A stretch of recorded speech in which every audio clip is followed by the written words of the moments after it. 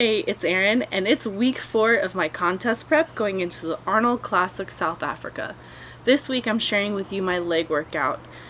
For legs and for any other weight workout, the goal is to burn as many calories as possible.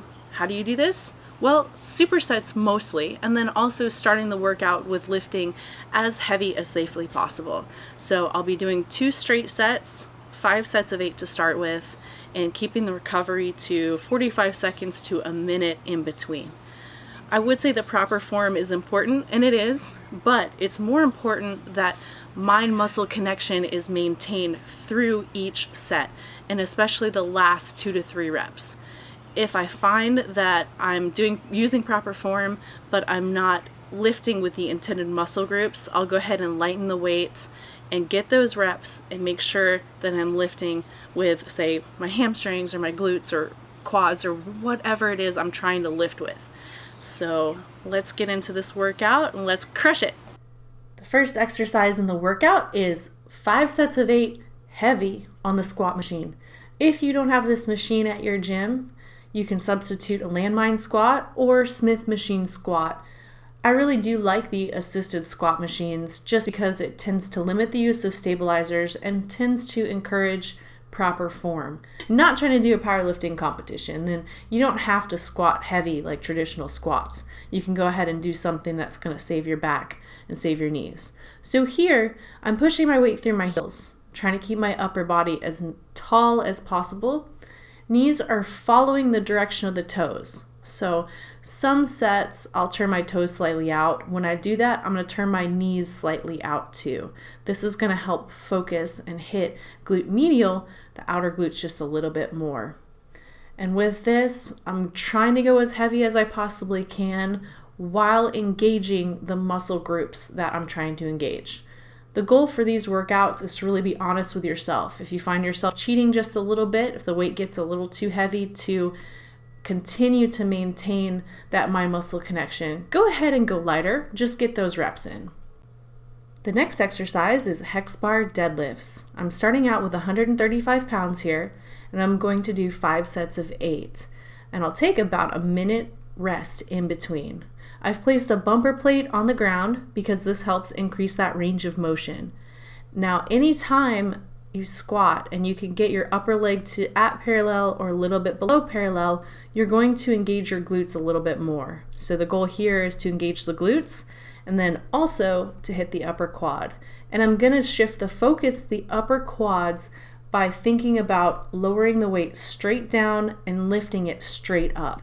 And this helps keep the body upright, nice and tall. Whereas if you were to do a traditional deadlift, the bar, the distribution of the weights in front of you, so you're going to be using a lot more lats, a lot more lower back and glutes. So here, the distribution of the weight is in the middle, and you're going to be hitting upper quads and glutes, and of course back too. It's a great calorie burn. On to straight leg dumbbell RDLs. And with this one, I've got my toes turned slightly out, weight through the heels, and I think about sticking my glutes out as I lower the weight. I don't come all the way up because I like to keep constant tension on the glutes and the hamstrings.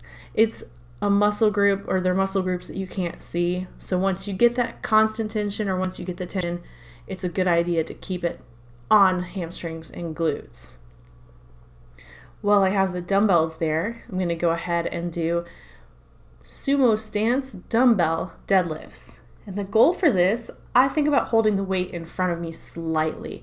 And that helps shift the focus to the outer glutes, or glute medial, glute minimus. And it's really great for building that shelf, I guess you put it. So weight here is 45 pounds. It's nothing too crazy, but you're going back to back with a pull and then a push. So a great superset. This will get the heart rate up, and this will really hit your hamstrings and your glutes. Next exercise is a bit of a finesse exercise. I'm going to be doing standing single leg curls on the cable. So the goal here is to keep the upper at perpendicular to the ground. So I'm trying to really just lift and lower the weight with that hamstring. And this is a really nice isolation exercise, especially if you don't have a leg curl machine at your gym. You just have to think about not going too heavy that you start swinging the weight and really focusing on curling that weight with just your hamstrings. So here I'm doing 4 sets of 12, and start with my non-dominant leg first because I want that to dictate the number of reps I'm doing on my dominant side. And again, leg should stay at perpendicular to the ground. And this is another good exercise because a lot of equipment, a lot of gyms don't have a mirror where you can see what you're doing. So here you can almost set it up to where you can see the hamstrings working. I stand on a plate because it allows me a little bit more range of motion. I don't find myself stubbing my toe at the bottom. So seated calf raise, working on that soleus or the outer calf, trying to create some curves in the leg. So with this, 4 sets of 12, my legs really only want to do 8, so I'm trying to push it a little bit more, work a little bit more of that slow twitch muscle. And here, as you're lifting up the weight, think about pushing your heels forward rather than lifting your heels up. And this will really help you engage. And don't grab the machine at any point in time because then it becomes a back exercise or a forearm exercise rather than a calf one. So this works the outer calves or the soleus. Really beautiful once it's developed. So 4 sets of 12 here. And then I've got the sissy squat machine. And if you don't have one of these, you can do this same exercise on the Smith machine or on a leg extension machine. I actually have another video on YouTube for this. So the goal here is to sit back, to sit nice and tall. The more tall you can sit and the more back you sit, the more you hit those quads. If you lean forward, it becomes just kind of a leg exercise. There's no real specialization there. But if you think about pulling your body back upward with your quads, and you can see how the quads are really engaged. Don't need a lot of weight here. Body weight is plenty for this exercise. So here I'm doing just a traditional leg extension. Now these arms, they're right arm machines. So if you stand over them, you'll notice that the arm is farther away from the machine on the left side. So a bit OCD, I guess. I'll sit in the middle of the machine and I'll do the exercise in the middle of the machine on both sides. And this definitely makes sure that I'm getting the same workout on both legs, which is very important because if you think rep after rep after rep, if you're doing it unevenly because the machine's uneven, then your results are going to be uneven. So really just pay attention to the equipment in your gym, and if it's not straight, you can make it straight. Seated leg curl. With this machine, I focus on dorsiflexing my toes and just pulling evenly on both sides. Of course, you're training a muscle you can't see. You can certainly see the front of your legs. So make sure everything is perfectly symmetric as you're pulling.